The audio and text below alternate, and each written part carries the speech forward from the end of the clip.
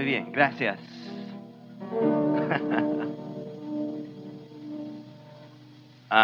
Sí. Hace algunos años atrás, primera vez que tuve la oportunidad de traducir en una conferencia, alguien me dijo, tú vas a traducir, pero ¿quién te va a traducir a ti? ¿No? Así que estoy contento. Es una hora difícil, pero hay hartas ganas, siento aquí, ¿ah? ¿Amén?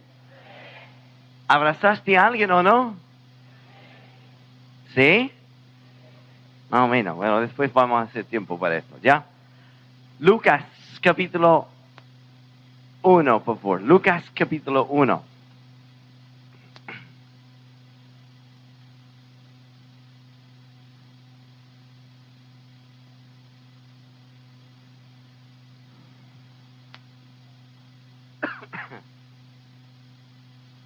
Quiero darles las gracias por la invitación a estar aquí. Una de las cosas que más ha destacado el año para mí fue la visita que tuve con mi hijo Bruce y un joven de nuestra iglesia, David, cuando estuvimos aquí en julio.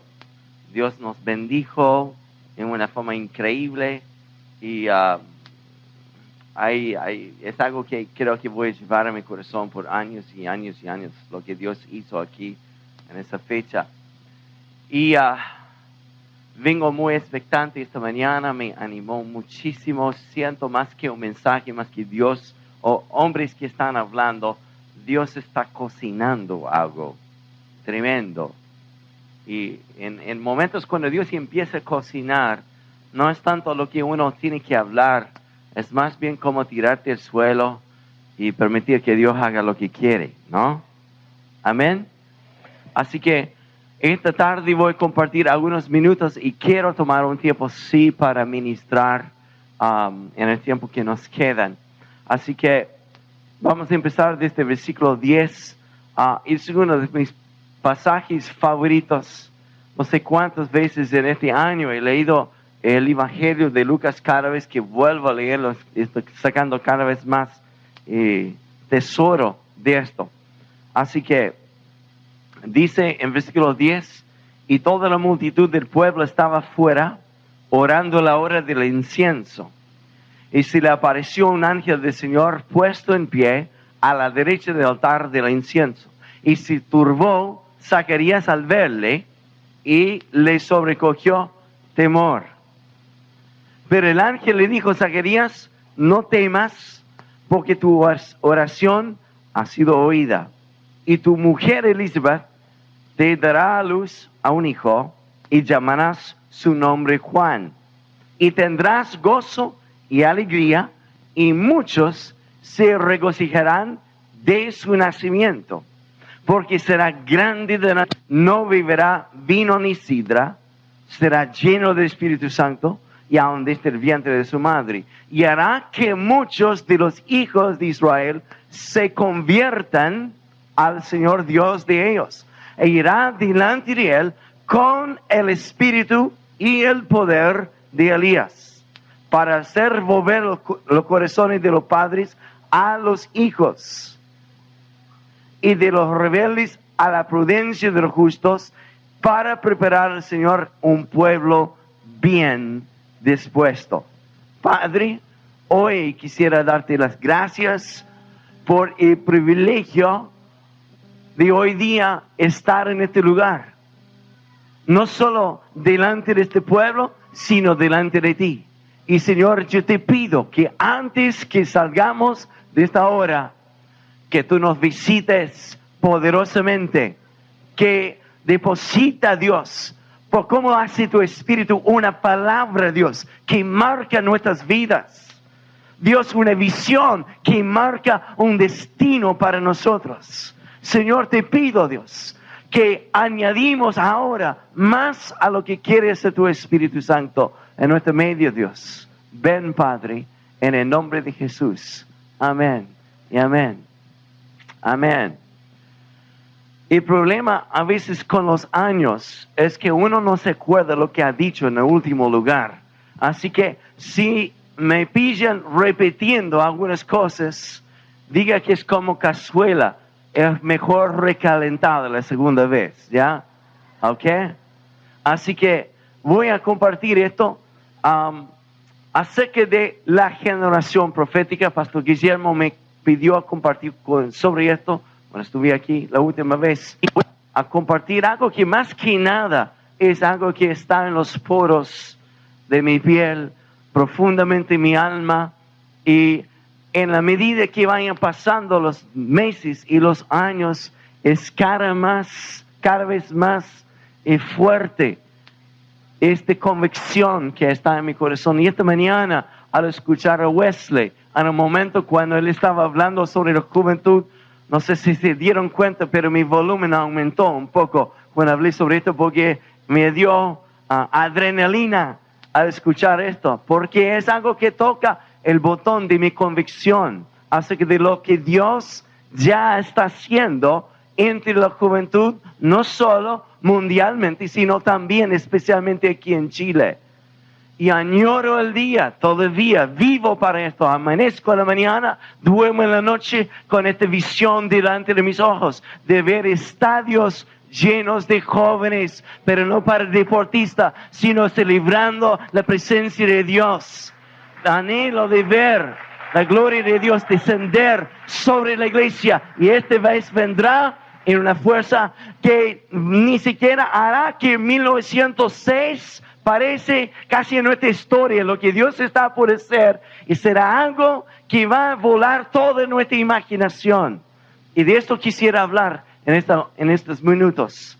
¿Ok? Así que en versículo 10, para hablar un poco del contexto del nacimiento de Juan el Bautista, y Juan el Bautista es alguien en quien puedo como comparar a esta generación que Dios está levantando en nuestros días. Juan era un profeta y también era un nazareo. Y estas dos características, con mucho más, vamos a describir en un momento más. Pero para que podamos entender un poco el contexto de su nacimiento, tenemos que ver el estado de Israel en aquellos días. En versículo 10 dice que había una gran multitud fuera del templo orando. Eso me señaliza algo. Si sabemos algo de la historia de Israel hasta este momento, Israel había pasado 400 años sin ni una sola voz profética. Y si uno quisiera como indagar un poco más sobre su trasfondo, en capítulo 3 de Lucas, los primeros versículos describe más o menos la condición de Israel. Estaba debajo de la tiranía de Roma. Ni siquiera el pueblo que Dios había escogido para ser luz, habiendo sido rescatado de la esclavitud, ya cayó en esclavitud de nuevo. Además de esto, socialmente estaba en decadencia. Sabemos que Herodes, habiendo sido judío, estaba viviendo en inmoralidad, y nada menos con la esposa de su propio hermano. Y hablamos de religión, de la religiosidad de Israel. La Biblia dice en el Antiguo Testamento que en cada generación fue estipulado por Dios a tener un solo sacerdote. Pero en Lucas capítulo 3 habla de 2 sumos sacerdotes, que indica que aún ahí estaba dividida los judíos. Y ahora en esta condición patética de mucha oscuridad y silencio de parte de Dios, había ahora fuera del templo una gran multitud de gente que estaba orando. Algo estaba siendo cocinado por Dios. Había una inquietud en la gente de empezar a volver a buscar a Dios, pero no en una forma religiosa, sino en una forma de desesperación. Y alguien una vez dijo algo que quedó pegado a mi corazón cuando dijo que Dios no oye tan solo la oración, sino oye la oración desesperada. Y cuando nosotros despertamos en nuestro corazón a una desesperación de conectarnos con Dios, de no solo orar algunas oraciones, sino estar en la presencia de Dios, Y determinar en mi corazón que en la mañana, que lo que haré no será un devocional como para suavizar mi conciencia. Que es orar un poquitito y leer un poquitito de un libro de devocional o algo de un salmo y listo para hoy día.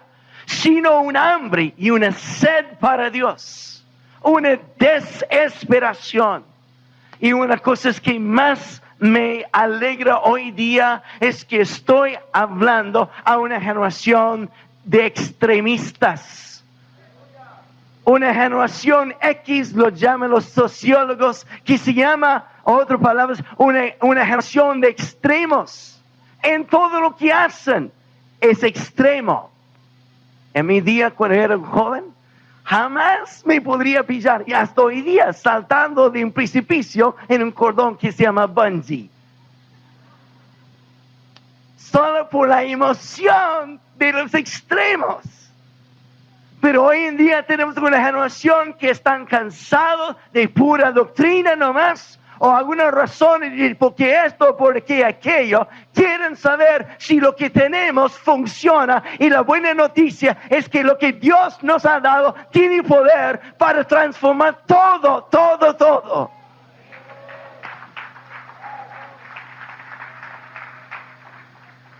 Estamos en tiempos tan emocionantes, en el tiempo de Dios. Hace poco estuve hablando con un grupo de jóvenes y mi pregunta fue esta: ¿qué horas? ¿Y quiénes son ustedes? Preguntas tan básicas, pero tan importantes para nuestros días.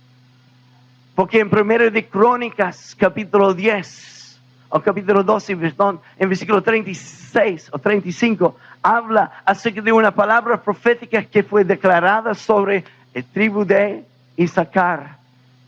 Cuando dice esencialmente es para ustedes entender los tiempos en los cuales estamos viviendo.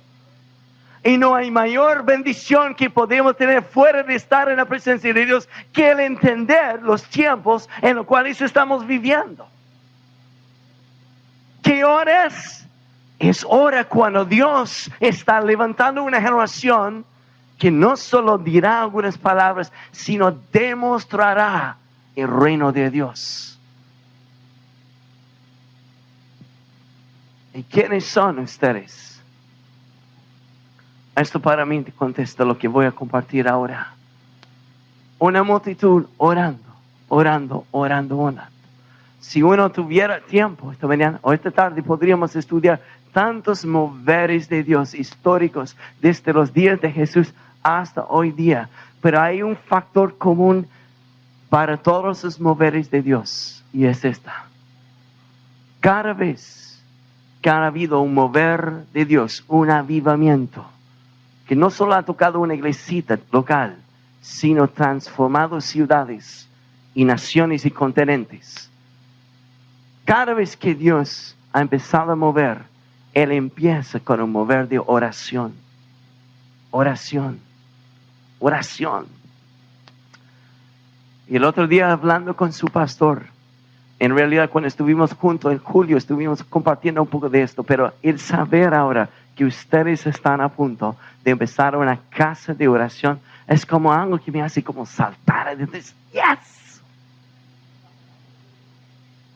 No solo por una serie de oración, como una imagen de algo así, sino es la carga que Dios está poniendo en el corazón de orar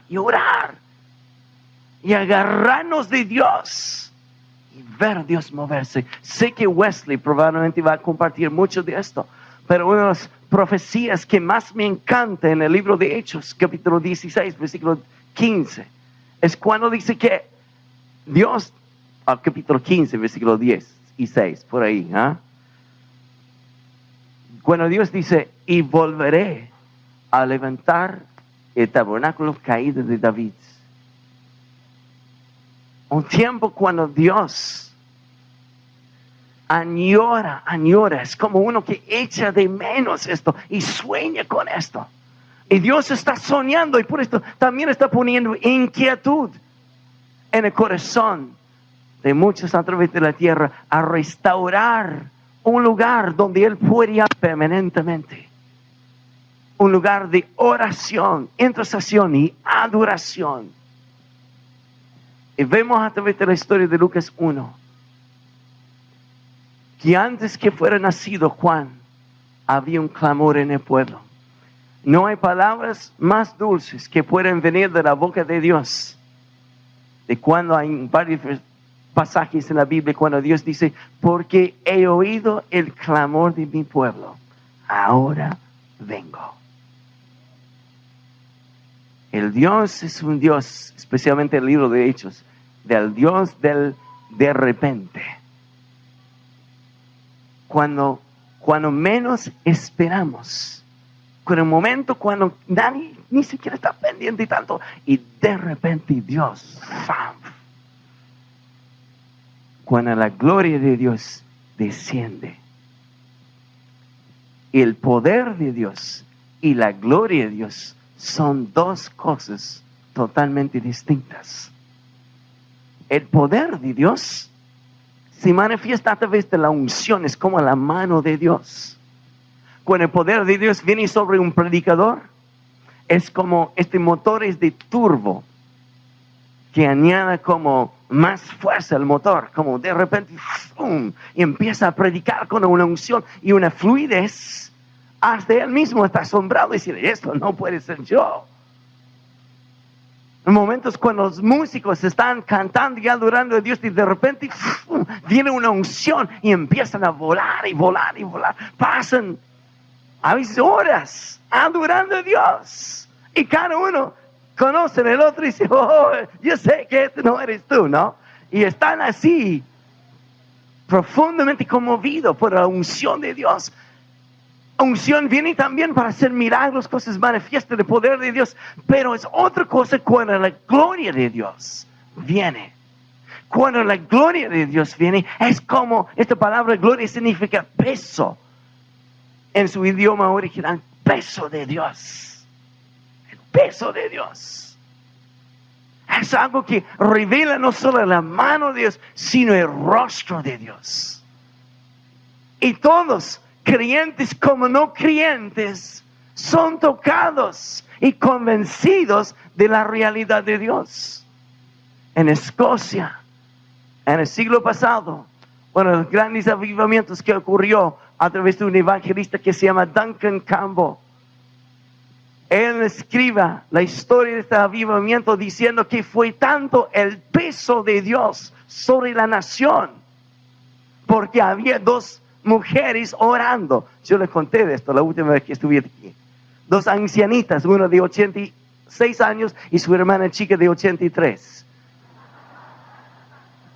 Orando, Señor. Dijeron, si morimos, moriremos orando hasta que Dios venga sobre nuestra nación. Como Dios honra intercesores así. Como Dios honrará este lugar lleno de voces de adultos y jóvenes como anoche. Dios, no me rendiré hasta ver no solo un toque de ti, una bendición de ti, Dios. No solo estoy pidiendo que tú cubres mis cuentas a fin de mes, estoy pidiendo algo más, que tu gloria desciende sobre Chile, Dios. Y Duncan Campbell escribe que cuando la gloria de Dios descendió sobre esta nación, 70% de los convertidos se convirtieron fuera de la iglesia, en su campo de trabajo, en las cantinas. Convicción de pecado cayeron sobre ellos, se quebrantaron y solamente llegaron a la iglesia preguntando cómo podrían hacerse miembro. Aleluya. Estoy orando también junto con ustedes que la gloria de Dios caiga sobre esta nación, el peso de Dios.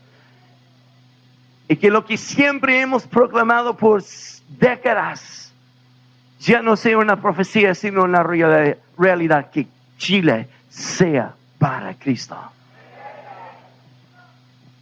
Una multitud orando.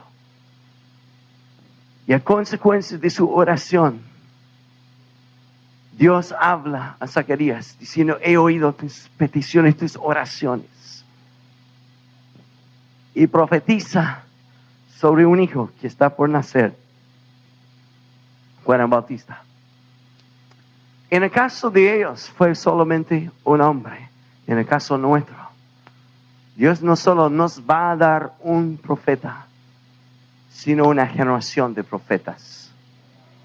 Y yo percibo esta noche, y esta mañana inició esto, Pastor Guillermo se lo dijo, Dios va a derramar un espíritu profético sobre nosotros. Y esto no digo ahora así nomás, lo digo proféticamente, lo veo, lo vi venir esta mañana y vendrá con toda su fuerza esta noche.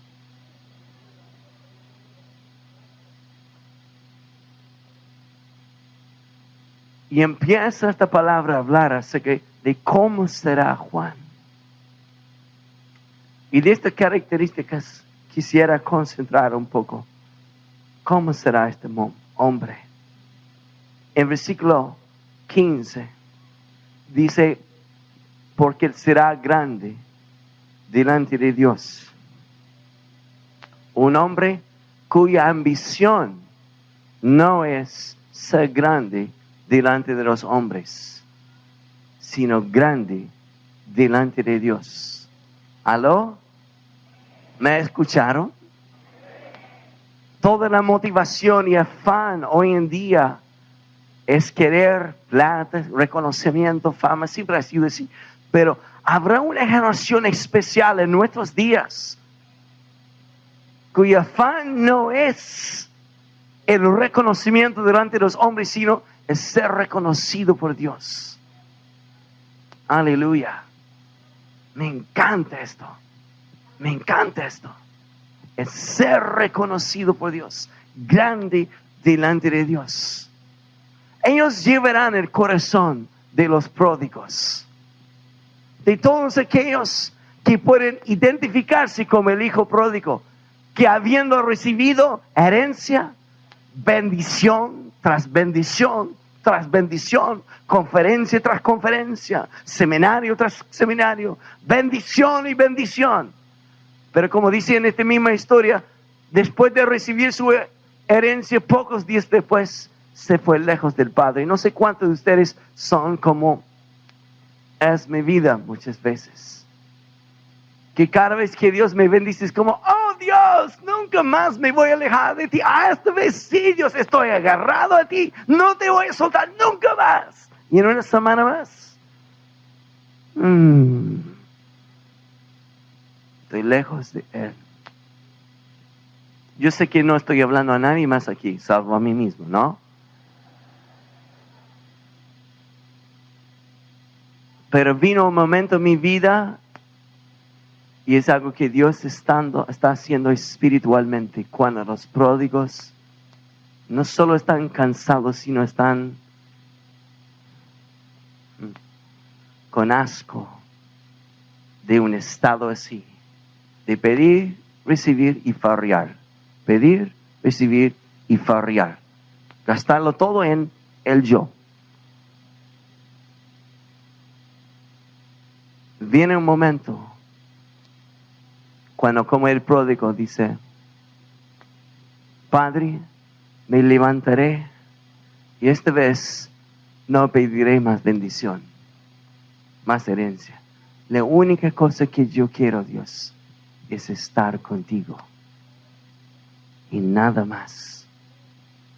Porque estando con Él, de toda forma, tenemos todo. ¿Cuántos han descubierto esto? Una generación de pródigos. Que su mayor anhelo es, como dijo Daniel, no hay nada, Dios, en el cielo ni en la tierra, dijo David, que anhelo más que a ti. Nada, Dios. Nada. Nada. Nada anhelo más que a ti. Tú eres mi porción y mi copa para siempre. Aleluya. Será grande delante de Dios. No tomará vino ni sidra, un voto de un nazareo. Que fue un voto que en el caso de Juan el Bautista fue un voto permanente durante toda su vida. Pero en el Antiguo Testamento fue un voto que jóvenes podrían tomar voluntariamente por el tiempo que ellos quisieran. Un voto que consistiera en simplemente decir, en este tiempo, para este periodo de mi vida, yo me aparto de todo lo demás y me consagro a Dios. Busco a Dios. Busco a Dios. La generación que hoy Dios está levantando es una generación afanada, obsesionada por estar con Dios, estar apartado. No se conmueve por la presión ambiental. ¿Quién más son ellos? Dice aquí, y será lleno del Espíritu Santo. Aleluya. No solo una vez. Esta palabra, lleno o bautismo del Espíritu Santo, en su idioma original, es el proceso que usaban para teñir lana. Cuando trasquilaron a una abeja, lavaron la lana y después lo pusieron en una olla lleno de tinta. Qué bueno, lo dije bien. Ya, tinta. Y no solo lo metieron ahí nomás, sino lo hicieron esto, zambullando. Hasta que cada cosa de la lana quedaba completamente saturada, impregnada con la tinta. Y esa es la misma palabra que usa sobre ese lleno del Espíritu Santo. Es estar tanto en la presencia de Dios que todos los poros de mi ser, cada fibra me queda saturada con la presencia de Dios. ¡Wow!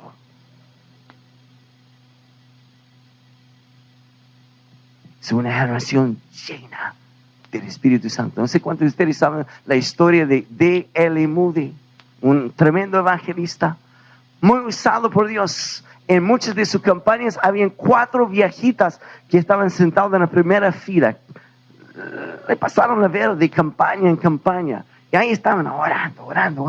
Y en una de las reuniones, después de la reunión, él se acercó a ellos y dijo, bueno, gracias por estar orando por mí. ¿Puedo saber para qué están orando?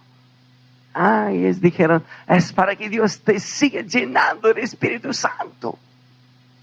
Y él dijo, pero yo fui llenado una vez.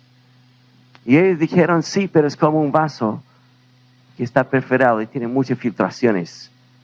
Necesita ser llenado todos los días, en cada momento. Y una persona, un joven, una generación que está delante de Dios, está constantemente siendo llenados del Espíritu Santo. No hablamos de lo que me pasó el año pasado, ni el mes pasado, sino hoy, siendo llenado de Dios.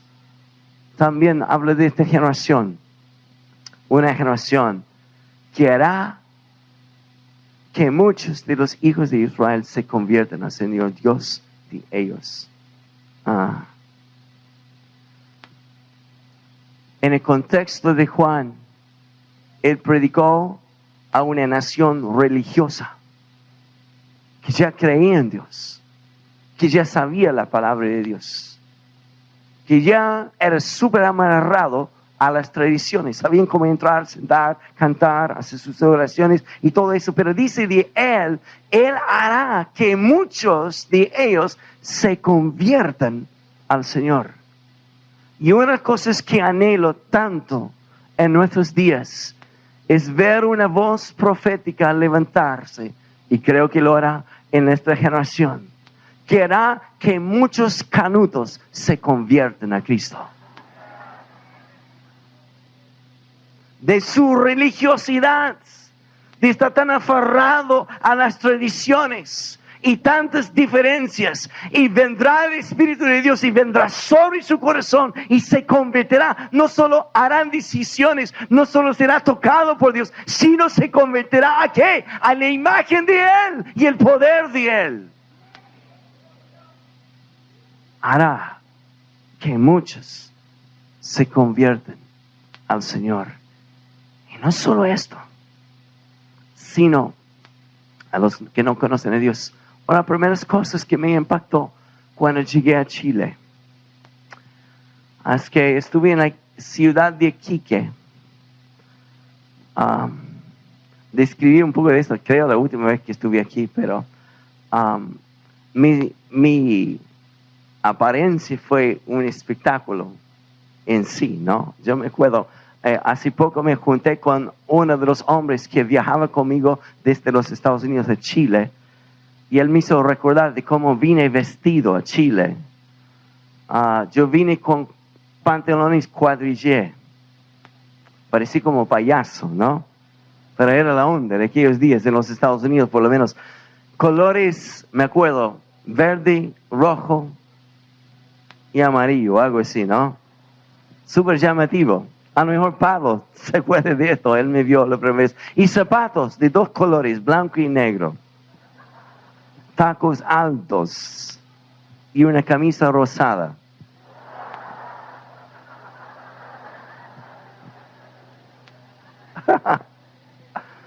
Acuerdo cuando salí de la calle, toda la gente me miraba y pensé, qué unción Dios me ha dado. Estoy en la presencia de Dios.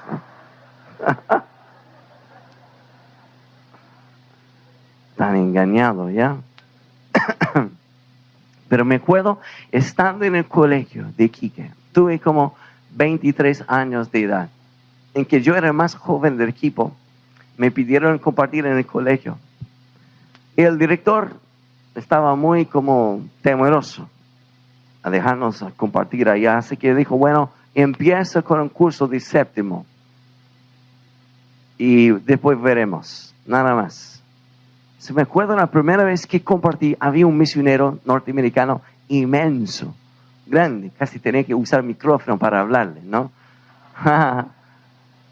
Esa es una expresión evangelística, ¿ya? Y después de compartir mi testimonio con unos 35, 40 jóvenes, alumnos de 7º, pregunté, ¿cuántos de ustedes quieren recibir al Señor? Y como, no sé, como 70, 80% de ellos levantaron la mano. Y quedé como asombrado. Y literalmente dije, yo creo que no entienden lo que estamos pidiendo. ¿Por qué no repetimos la invitación de nuevo? Y esta vez lo hice más difícil. Dije, si realmente delante de Dios y sus compañeros de curso quieres ser un discípulo de Jesús, no solo voy a pedir que levante la mano, ahora voy a pedir que se pongan de pie. Y esta vez fueron más. Y hasta el profesor de curso empezó a quebrantarse. Y el poder de Dios empezó a moverse. Después de toda la semana fuimos de todo el curso, de 7º hasta 4º medio. Ese fue un viernes. Y en el fin de semana hubo algunas reuniones en la iglesia. Y el lunes en la mañana vine de Iquique a Arica para despedirme del resto del equipo, para quedarme en Chile. Es lo que no me di cuenta que estaba pasando, que es en este colegio, la gloria de Dios descendió. Lunes en la mañana. No había nadie más ahí como para dirigir, fue espontáneo. Y me contaron después que no podían hacer clases en esa mañana. Espontáneamente los jóvenes que se habían convertido se tomaron de las manos y empezaron a orar.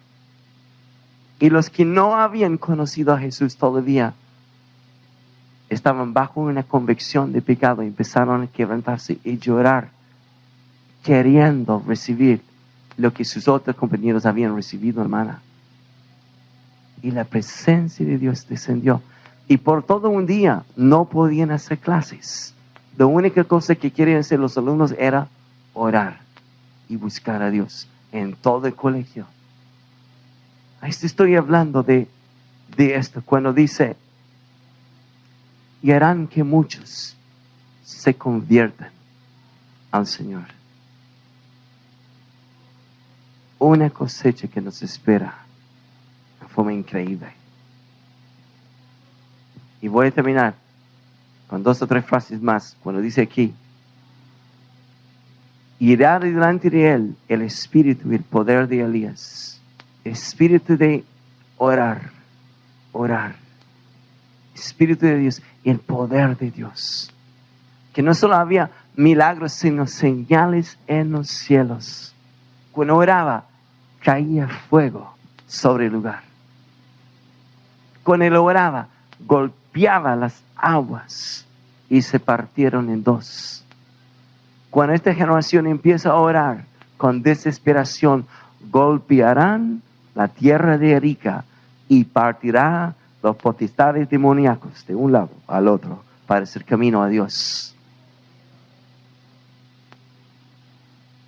Y después dice a Dios, para hacer volver los corazones de los padres a los hijos. Y no termine diciendo el corazón de los hijos hacia los padres. Hará que el corazón de los hijos, de los padres, vuelvan hacia sus hijos. Y quiero terminar con esto. Para mí esto significa mucho. En ese día, Dios abrirá los ojos de nosotros como adultos para empezar a entender quiénes son los que están delante de nosotros.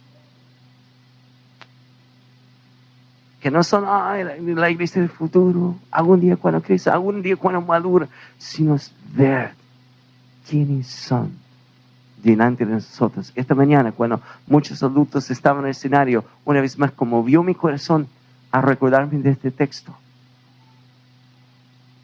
a reconocer quiénes son los que están delante de nosotros.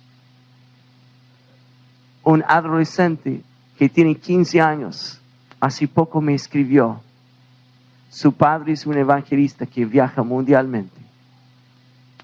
Y el hijo estaba en Inglaterra ministrando entre los jóvenes. Y este joven me escribió diciendo, estoy convencido que en los postreros días habrán un ministerio de equipo.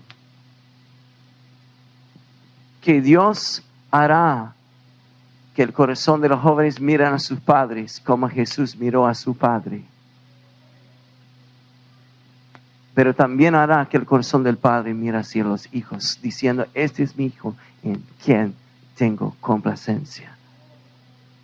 Y cuando David mató a Goliat, a pesar de la burla de su hermano, a pesar de la amenaza del gigante y a pesar de la incredulidad de Saúl, cuando mató a Goliat, ya no lo preguntaron por él, le hicieron esta pregunta, ¿quién es el padre de este? En nuestros días veremos esto también. Quizás no seremos nosotros matadores de gigantes, pero nuestros hijos sí. Y estarán preguntando, ¿quiénes son los padres de ellos? Hará que el corazón de los padres vuelvan hacia los hijos. Nunca en mi vida he visto el poder de Dios manifestado tan fuerte sobre una generación como los de los jóvenes y especialmente sobre los niños. ¿Quiénes serán aquellos que se compondrán esta generación? Todo joven hoy día que diría, Dios, quiero ser grande para delante de ti. Y este no es a través de obras, se llama intimidad. El conocer a Dios, estar enamorado, apasionado, obsesionado por la persona de Dios. Y estoy consciente que la tarde a veces es un poco pesado, pero también estoy convencido que Dios quiere hacer algo en este momento con los jóvenes. Así que jóvenes, los que quieren ser parte de esta generación, yo sé que quieren, por esto están aquí.